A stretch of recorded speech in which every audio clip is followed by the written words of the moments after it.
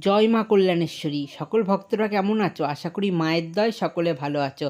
তো মায়ের একটা ছোট্ট ভিডিও নিয়ে তোমাদের কাছে চলে এলাম। তো ভিডিওটা স্কিপ না করে পুরোটা দেখতে থাকো। আর মায়ের বাৎসরিক পুজোর ভিডিও যেটুকু আছে তোমাদেরকে আমি ঠিক আস্তে আস্তে একটা একটা করে সবই দেবো। তো তার আগে আজকের এই ভিডিওটা তোমরা স্কিপ না করে পুরোটা কিন্তু দেখতে থাকো।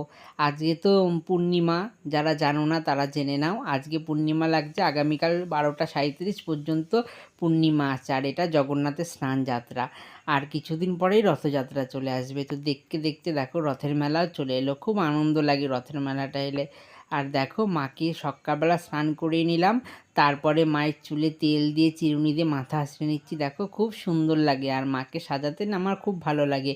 তো দেখো যখন সাজাই মাকে কত সুন্দর লাগে, আয়নায় মাকে মার মুখ দেখিয়ে নিলাম। তো তারপরে দেখো এই দেখো মালা, এই মালার একটু কাহিনী বলি তোমাদের। তো মায়ের বাৎসরিক পুজোর পর মাকে কিন্তু আর তেমন করে মালা পরানো হয়নি।